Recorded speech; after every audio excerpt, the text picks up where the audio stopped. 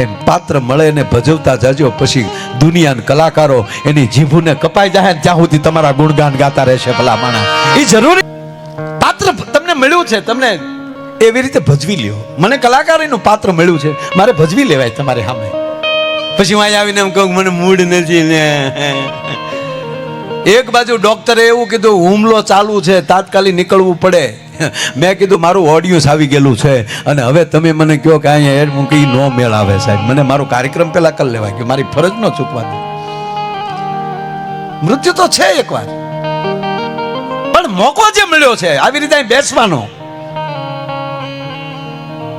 ચનાલાલભાઈ પરિવારને મારા પરિવારને હું લેના દેના, હું આયરનો દીકરો ત્યાં રહું.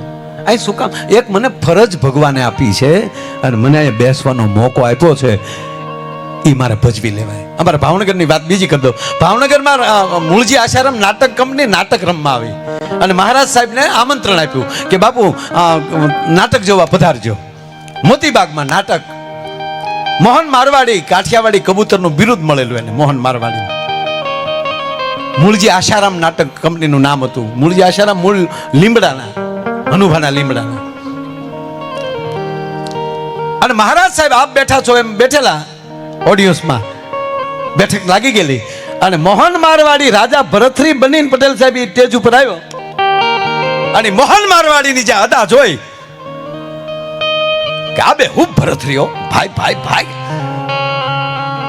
બોલવાની લઢણ, હાલવાની છટા. એ ભાવનગર મહારાજ સાહેબ ને પોરાના પલ્લા ચડ્યા. એ પગમાં હોનાનો હવા શેર હોનાનો તોડો પગમાં પહેરેલો હતો. એ હવા શેર, એ સમયનું હવા શેર હોનો, જ્યાં ઓડિયન્સ માંથી પાઈ જાતી હતી, ઓડિયન્સ માંથી પૈસો જાતો. અને એ ટાણે મહારાજ સાહેબે સ્ટેજ ઉપર હોનાના તોડાનો ઘા કર્યો. લે મોહન, શાબાશ શાબાશ મોહન. અને એ જ ટાણે એ ભાવનગરના સ્ટેજ ઉપર મોહનના પગ થંભી ગયા હતા અને હાથ જોડીને એટલું કીધું, દરબાર આપના કોઈ માણસને કયો આ તોડો લઈ લે. હે, આપના કોઈ માણસને કયો આ તોડો લઈ લે. માફ કરજો બાપુ, આપનું અપમાન નથી કરતો. તમે ખાલી 18 હે પાદરના ધણી છો, હું 92 લાખ માળવાનો ધણી થઈને તેજ માથે આવ્યો છું. બાપુ હું તમારું દાન લઉં તો મેં વે ભજવો ન કહેવાય, વે લજવો કહેવાય. કે મોહન તું કલાકાર છો, બાપુ કલાકાર હા છો. આ પોશાક ઉતારી આગળ હેઠો આવું, તારા ચરણમાં માથું નાખી દઉં એટલું નહીં. એ ગંગા જળિયા, આ જીભથી મોહન તારા પગના તળિયા ચાટી લે. કલાકાર છું, પણ અત્યારે મારી માથે સિરતાજ રાજા ભરતરીનો છે, મારથી ઝુકાય નહીં. શાબાશ મોહન, શાબાશ, ધન્ય છે બેટા. મારો કહેવાનો અર્થ, જા જા એક પાત્ર મળી જાય એ ભજવી લેજો. મોહન અમારી માસીનો દીકરો નથી થતો, પણ અહીંયા તમારા ગામમાં 100 વર્ષ પછી પાછો યાદ કરવો પડે. એમ પાત્ર મળે ને ભજવતા જાજો, પછી દુનિયાના કલાકારો એની જીભુને કપાઈ જાય ત્યાં સુધી તમારા ગુણગાન ગાતા રહેશે. ભલા માણા, એ જરૂરી છે. જે ફરજ છનાલાલભાઈ ને એના પરિવારની ફરજ પડી, એના પરિવારની સામે એને જીવીને દેખાડી દીધું કે લ્યો આ મારા દીકરાઓ બધા, આ મારો પરિવાર, આ મારા સંતાનો, આ મારા,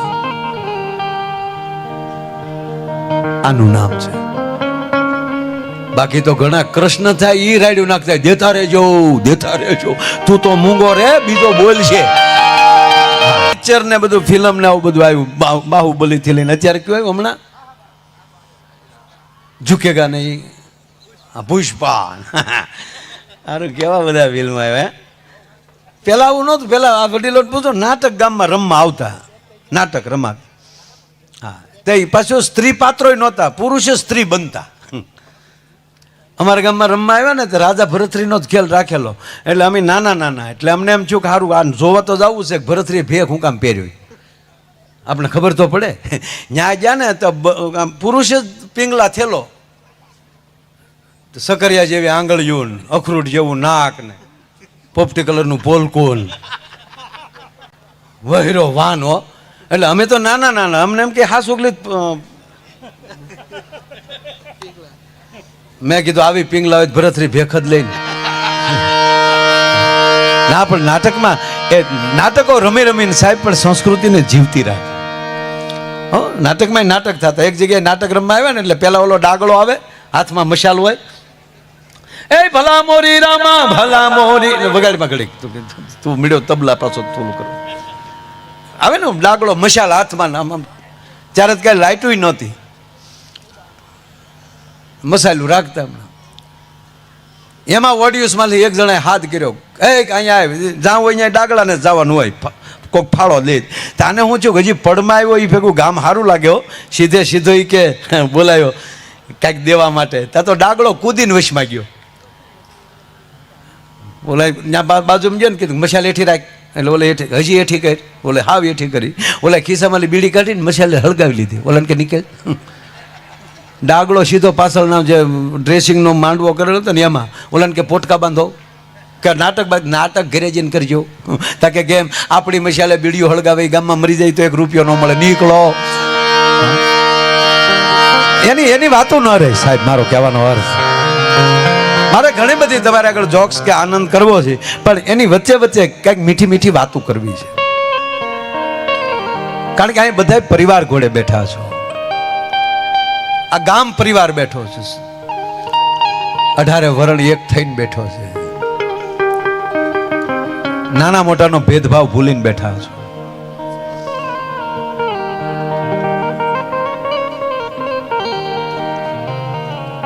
ઘણી બધી મેં કીધું કે હું હસાવાનો મારો વિષય છે, તમને હસાવો. પણ હાસ્ય છે ને ડ્રાઈવર્જન છે, હાઈવે નથી. તમે દાંત કેટલાક કાઢી શકો? હાલો તમારે આગળ પેંડા મૂકી દીધા, પેંડા કેટલાક ખાઈ શકો? હવે એવો ડાયાબિટીસ છે.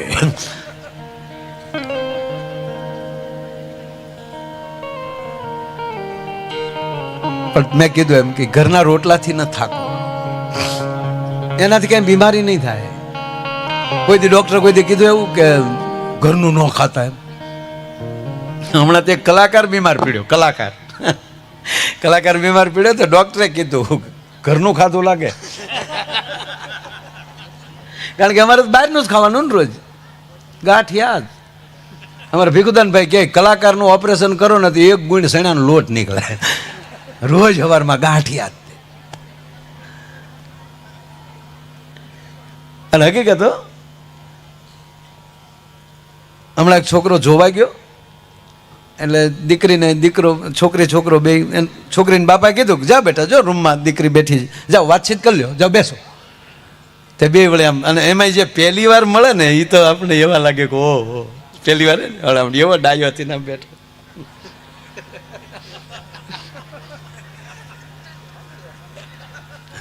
બેન ને તો એમ જ થાય કે આ મર્યાદા રામ આની પહેલી જ શીખ્યા લાગે.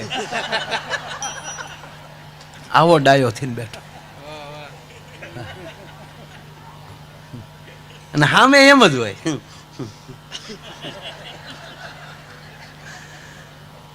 એટલે બે બેઠેલા, એટલે ધીરે ધીરે પૂછે ને, એટલે આ છોકરાએ પૂછવાનું ચાલુ કર્યું કે રચોઈ ફાવે છે? છોકરે પૂછ્યું રચોઈ ફાવે છે? દીકરીને પૂછાય રસોઈ ફાવે છે? છોકરાને પૂછાય ગાળ્યું આવડે? દીકરીને રસોઈ આવડતી જ હોય કે પૂછવાનો મુદ્દો ન હોય. રસોઈ ફાવે છે? એટલે દીકરી કીધું હા. પણ આ દોઢો હાવ જોઈ લેવાય ને વાત કરી લેવાય, વ્યવહાર કરી નખાય આ સમયમાં બેટી બચાવો અભિયાનમાં. બાકી ઘણા 45 પગ્યા નથી થયા હજી. હા, અમારે એક જણો હતો એટલે કે કીધું કે હું ગ્રેજ્યુએટ છું તો કમ સે કમ મારે ગ્રેજ્યુએશન વાળા તો જોવે ને, નહીંતર મારે કવિતાઓને કોણ સમજી શકે? પાછો તાજો કવિ થઈ ગયેલો. મારી કવિતા અને મારા મર્મોને સમજનાર તો જોવે ને. એવું ગોતવા માર્યો ને તો 35 વર્ષે પગ્યો. પછી કીધું 12 પાસ હશે તોય ચાલ છે. એ વરખ ગોચ્યું તો એ ન મળ્યું. પછી કીધું અક્ષર જ્ઞાન આપણે આપશું.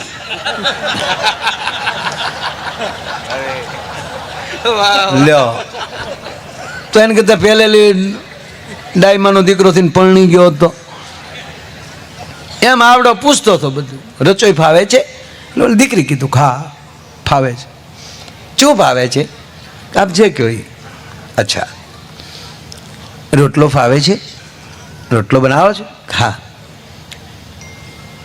રોટલો, લાપસી, દાળ ભાત, ખીચડી, આ એટલી વસ્તુ કહી દે ને એને બધું આવડતું હોય.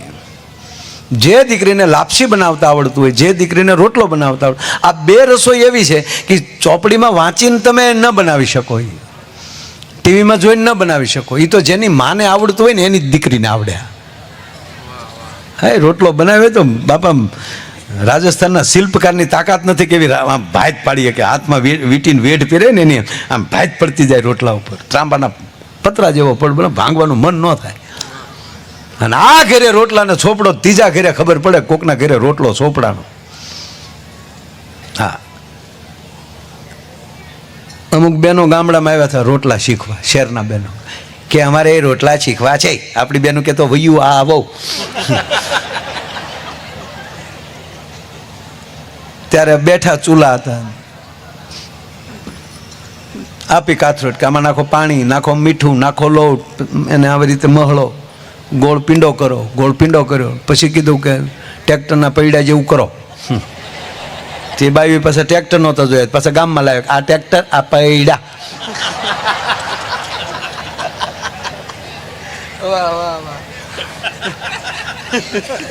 ઓલી બેનો પાછું આમ આમ આમ કર્યું, પછી કીધું કે પાણીવાળા હાથ કરતી જાવ, ટીપતું જાવ. તે ટીપતું ગયું, એનું બાપ ખરતું ગયું બધું.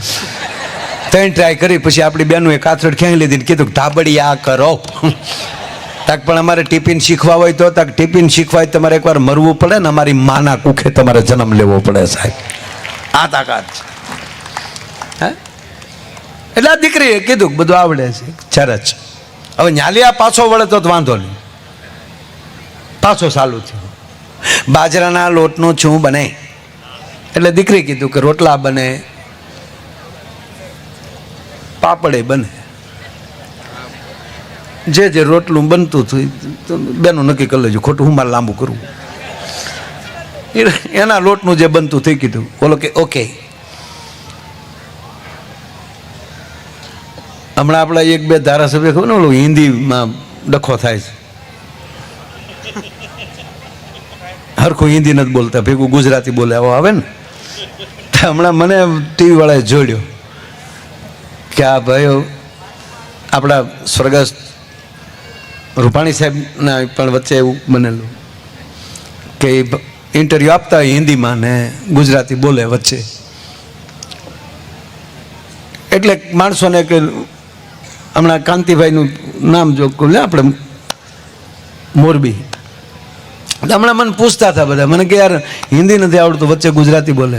હવે સાંભળજો સાહેબ મારો જવાબ. મેં એમ કીધું કોઈ પણ માણસ હિન્દી બોલતો હોય તો વચ્ચે અંગ્રેજી બોલે કે નહીં?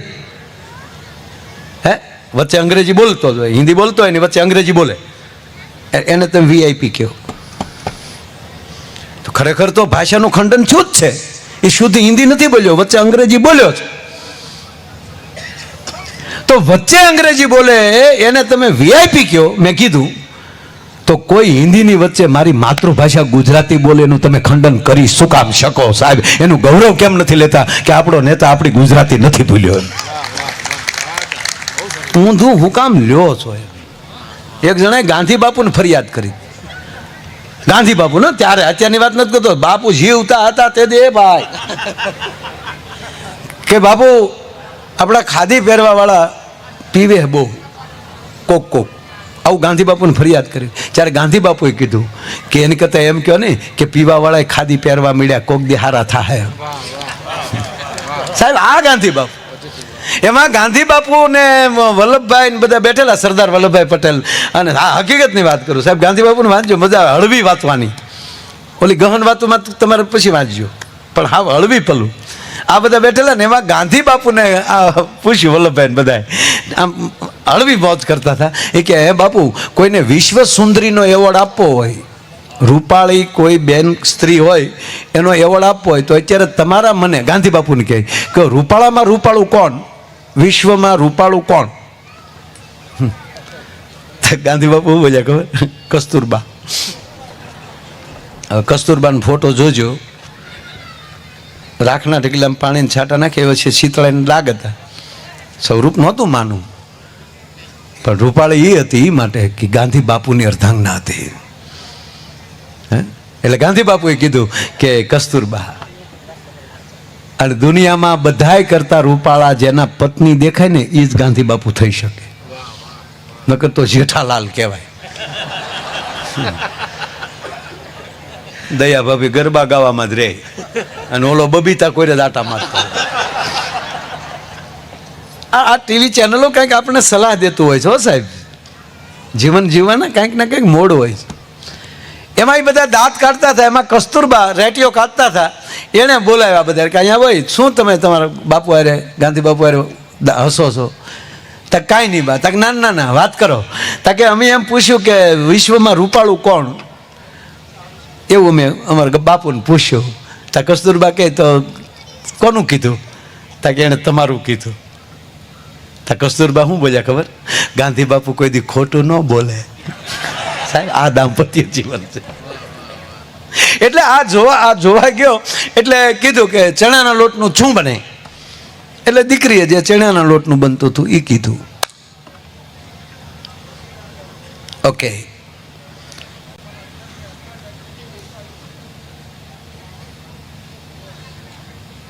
ચોખાના લોટનું શું બને? દીકરી કીધું એને પાપડ બને, શીરો બને. પણ દીકરીને એમ થયું કે આ વ્યવહાર કરવા આવ્યો કે આને હોટલ કરવી હે ને? હા, એટલું બધું પૂછે શું કામ? હવે ન્યાલી પાછો વળે તો વાંધો નહીં, પણ આ તાજો સુધરેલો પાછું પૂછ્યું કે માની લ્યો કે આપણા ઘરે મહેમાન આવ્યા હોય તો તમે શું કરાવો? એટલે દીકરી કીધું કે ચાનો ટાઈમ હોય તો ચા પાવ, જમવાનો સમય હોય તો જમાડું. જમવાનો જ સમય છે તક તો જમાડું. આપણા ઘરમાં લોટ ન હોય તો શું કરો? તાકે ગાયે ગા મહેમાનને ખબર ન પડે એમ દળી નાખું. ઘરમાં બાજરો ન હોય તો, અનાજ ન હોય તો તમે શું કરો? તાકે તમને મહેમાનને ખબર ન પડે એમ વાટકી વ્યવહાર કરી પાડોશીમાંથી ઊંચીનું લઈ લઉં, પણ મહેમાનને ભૂખ્યા ન જવા દો.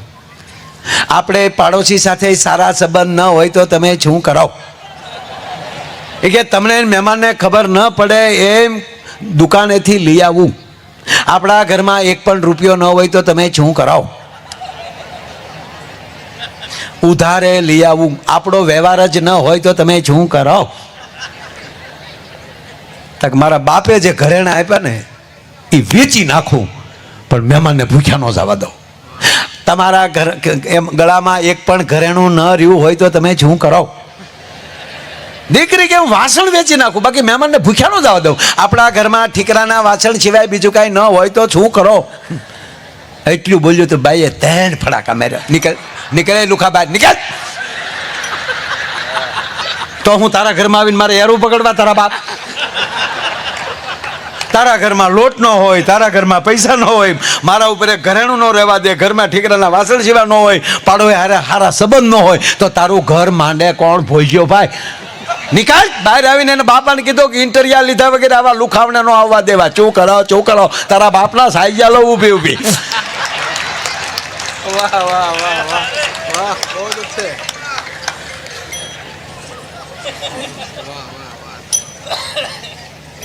પણ મારો કહેવાનો સૂર કે એ માણસને જ્યારે કોઈ પણ આધાર ન રહે ત્યારે એનો આધાર છે આ દેશનું શાસ્ત્ર રહે છે. ઈ માથે ઓઢિયો ઓઢણીને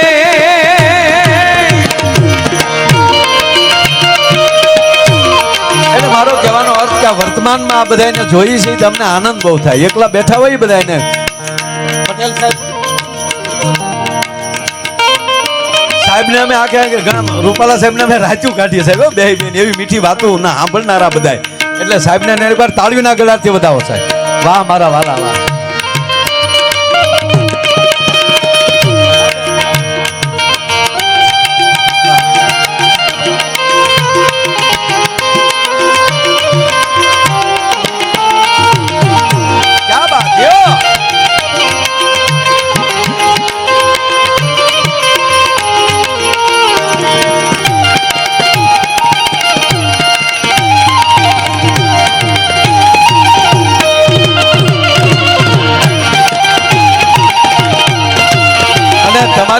આમાં તાકાત છે હો સાહેબ. આ મધ્ય ગુજરાત, ઉત્તર ગુજરાત, આમાં તાકાત છે આપણી. ઉત્તર ગુજરાત ને મેં ઉત્તમ ગુજરાત કહી છે અને મધ્ય ગુજરાત ને કાળજુ કહી છે. હા, આનો એક માણસ મોળો નથી. આ તમારો આ વડનગર માંથી નીકળેલો માણસ હે સાહેબ અત્યાર સુધી આવો વડોપ્રધાન ભારતને નથી મળ્યો સાહેબ. આ ગુજરાતની ગાથા છે. વિશ્વમાં ડંકો માર્યો. હા, દરેક દરેક જે ક્ષેત્રમાં બધા ગયા દરેક પક્ષના ગમે આપણે આનંદ આવે. ક્યાં વાત.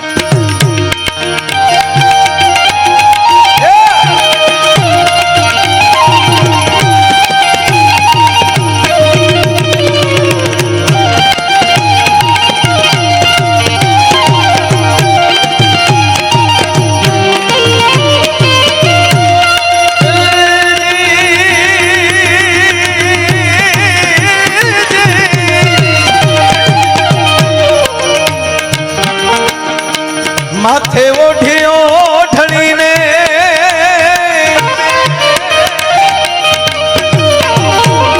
પગે બાજા ગુગારા રે એ જી અમે નારીઓ એ બનીને રાત ભર રહેના રે જોનારા કોઈ મળ્યા રે રેજી અમની શરણી એ બનીને દુનિયામાં ઉભા રે ચડનારા કોઈ